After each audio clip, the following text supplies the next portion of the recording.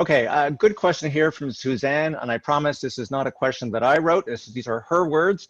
She said, prior to COVID, you were regarded as the Trump of Ontario for what Martin has already described as a combative style. Good question though, how do you propose that we hold you to account to continue on a path away from a Trump style to a collaborative path that puts Ontarians first, for example, adopting liberal NDP or green ideas? Interesting multi-partisan question.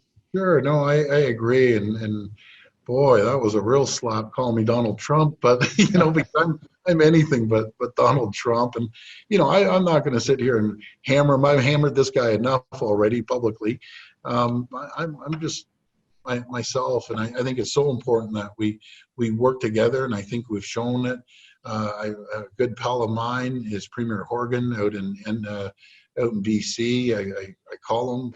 We're going through the pandemic, getting his advice. I talk to other Liberal premiers and also with Chrystia Freeland. I guess that would be the best example on how we go back and forth and collaborate and get things done. I wish I could tell everyone some of the stuff that, from the beginning of the pandemic to the end, I'd be here for 3 hours, all the things Christy and I were able to move forward at nighttime, just calling, hey, let's get this done, let's do that, what do you think of this, and so on and so forth. So I met with all the leaders the other day, to the exception, I guess Andrew had a dental appointment or something, which is fine. But I want to continue on speaking with them, collaborating with them, coming up with ideas. And I understand what they have to do. They're in opposition. They have to go after me, and I guess that's politics. But federally, I think we're like a good tag team. Christy and I, we're doing a good job working together, and along with all the other premiers of all different political stripes, we have the best group of premiers I've ever seen. I'm not just saying it, we really do. We work so closely together. I'll give you an example, and I said it on my newscast. And I always call out for help. I'm not too shy to call out for help. I've called out for help God knows how many times. So I called out for help from our other premiers.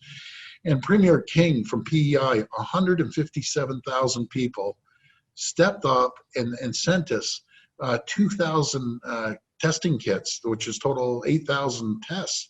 And this is a little province, PEI. And then during the pandemic, they sent us a tractor trailer load up to the hospital of meals for the frontline healthcare workers. This is Team Canada. We stick together. I've never seen patriotism run so high in our country.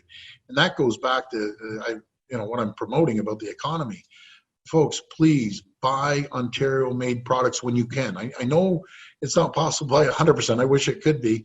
But if we change our buying habits a little bit, buy, made in Canada, a little maple leaf or Ontario-made, we can create tens of thousands of jobs for family, friends, neighbors, people in communities. And we can do it, and we will do it. Just imagine 10% of let's say, $200 billion of trade. If we keep 10%, that's $20 billion we can keep here in Ontario. And the other area is we have to start looking at the government procurement. So we're going out there, and some stuff. Let me jump in there because I'm being held accountable by Suzanne, and her specific question was, how do we hold you accountable if you stray? And let me merge that with, you had the meeting with the opposition leaders, the other parties last week. How was that meeting, and are you going to make that work? I mean, I don't think anybody expects you all to agree. I think voters like it, and I think I like it too, when you talk to each other instead of shouting at each other. Yeah, no, I like it better when we talk to each other instead of shouting as well. I think we had a good conversation. I know I got Stephen Del Duca has reached out to me before this with some ideas, and it doesn't hurt. I think it's good if we can collaborate and to hold me accountable. I guess every day at 1 o'clock, the whole province could hold me accountable, and it's a rarity. I think we should continue at the 1 o'clock being held accountable, and I think that's a great way to hold people accountable there. Okay, and the 1 o'clock, of course, is a reference to your almost daily news conferences.